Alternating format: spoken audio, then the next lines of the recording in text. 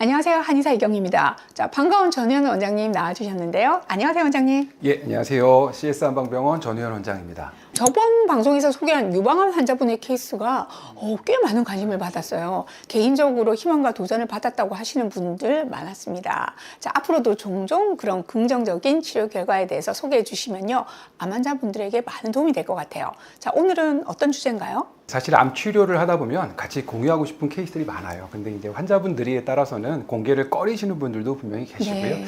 그러다 보니까 선별하는 것이 어려울 때가 있긴 합니다만 서로 격려하는 차원에서 힘이 되는 부분이니까 앞으로도 잘 부탁드리고 싶다는 말씀 먼저 드리고요. 네. 오늘은 암 수술 후 정말 필요한 치료, 즉 잔존암을 제거하기 위해 필수적인 치료들에 대해서 말씀드려 볼까 합니다.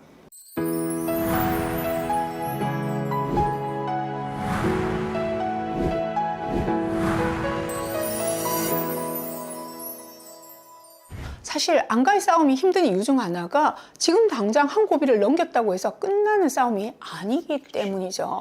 특별히 재발률이 높은 암들도 있고요. 그렇지 않은 경우라고 하더라도 그 대부분의 암들이 그 원인이 한두 가지로 콕 집어낼 수 없다 보니까 원인 제거가 불가능하죠. 또 여기에다 유전적인 소인을 겸한 경우라면 더 그럴 텐데요. 암 발병 소인을 그대로 함께 갖고 가야 하는 입장에서는 항상 재발의 걱정과 불안이 높을 수밖에 없을 겁니다. 그런 면에서 볼 때 아무래도 암종을 딱 제거했다고 생각하는 수술 치료가 그나마 가장 안심할 만하겠죠. 예, 그 많은 암 환자분들이 알고 계시겠지만 수술은 암 치료에 있어서 가장 첫 번째 선택입니다. 수술을 할 수 있다는 것은 어떤 면에서 보면 암 환자분들에게 희망적인 의미일 수 있으니까요. 하지만 이 수술 요법마저도 완벽한 것은 아닙니다. 흔히들 믿고 있는 수술만으로 암 치료가 끝나는 경우 많지 않습니다.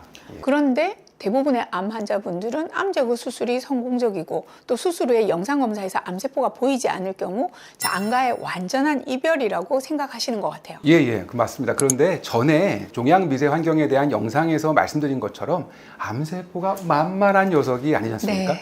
실제로도 성공적인 수술의 결과로 잔존암이 없다고 말하는 의료진은 아무도 없을 겁니다. 진단 영상에서는 보이진 않지만 암의 단계에 따라서 잔존암이 있을 가능성이 매우 높으니까요. 네. 이처럼 암세포를 완전히 제거하는 것이 힘들기에 항암 그리고 방사선 치료가 이어지게 되죠.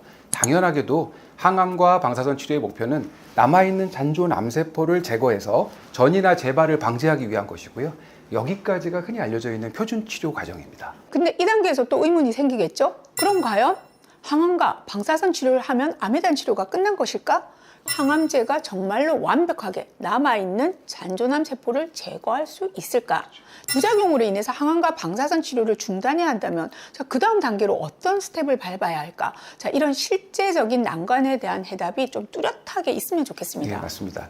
방금 원장님이 말씀하신 그런 중요한 질문들의 답을 찾기 위해서 많은 연구들이 진행되고 있는 거고요. 다양한 면역 치료에 대한 모색이 지금 이 순간에도 필요한 거겠죠. 저희 병원과 같은 2차 암병원의 존재 이유 역시 잔존 암세포의 제거에 가장 탁월하고 검증받은, 그래서 암 치료율을 높이고 재발률을 억제할 수 있는 모범적인 면역치료 답안을 내놓기 위한 것이고요.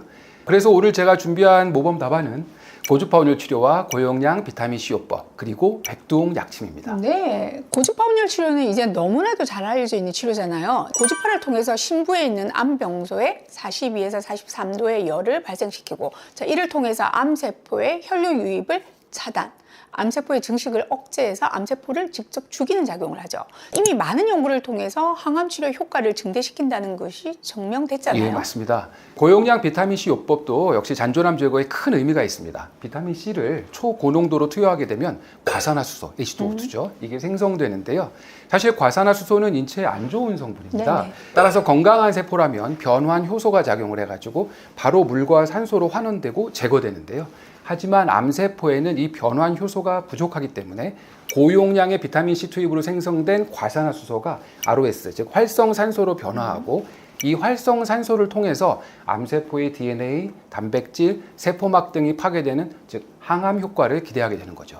여기서 한 가지요. 비타민C 효과 있다 없다. 예, 아직도 예. 이 논란에 혼란스러우시다면 얼마 전 소개해드린 이 영상을 꼭 한번 보시기 바랍니다. 이런 논란이 생긴 이유는 개인별로 편차가 큰 고용량 비타민C 요법의 효과 때문인데요. 그래서 이를 미리 판단할 수 있는 검사를 그때 소개해드렸는데 바로 SPC2 검사입니다. SPC2 검사는 비타민C의 세포 내 이동에 관여하는 수송체의 발현량을 측정하는 검사인데요. 자, 이를 통해 비타민C의 흡수율을 예측할 수 있습니다. 이 검사 결과가 긍정적으로 나온 분이라면 고용량 비타민C 요법이 아주 효과적이라고 할 수 있는 거죠. 자, 그럼 마지막으로 백동 약침도 설명해 주실까요? 예, 기억나시죠? 백동 약침은 할미꽃 뿌리에서 추출해서 정제한 성분, 이것으로 만든 약침이죠. 강력한 항종양 효과와 함께 신생혈관 억제 효과를 가지고 있고요. 염증을 가라앉히고 면역을 정상화하는 효능이 있습니다. 그리고 이런 효과를 통해서 항암과 방사선 치료의 부작용도 줄여주고 잔존암을 제거하는 데 도움을 주게 됩니다. 지금 말씀드린 면역 치료들은 수술 후에 항암과 방사선 치료 후에도 끈질기게 남아있을 수 있는 잔존암, 여기에 효과만 있는 것이 아닙니다. 어떤 환자분들은 그 수술보다 항암과 방사선 치료가 훨씬 더 힘들다, 어렵다 이렇게 말씀하시더군요. 충분히 공감이 가고요. 이때 지금 설명드린 고주파 온열 치료, 고용량 비타민C 요법, 백동 약침 등을 함께 시행한다면 부작용도 줄여주면서 또 효과적으로 잔존암을 제거할 수 있고 이를 통해서 암의 전이와 재발을 방지하는 데 큰 도움을 준다는 것을 환자분을 통해서 직접 확인하는 경우가 많습니다. 방금 원장님 말씀대로 그 부분을 직접 케이스를 통해서 안내해 주시면 더 쏙쏙 이해가 될 것 같습니다. 자, 잊지 마시고요. 빠른 시간 내에 부탁드리고요. 자, 시청해 주신 구독자분들께도 감사드립니다. 감사합니다.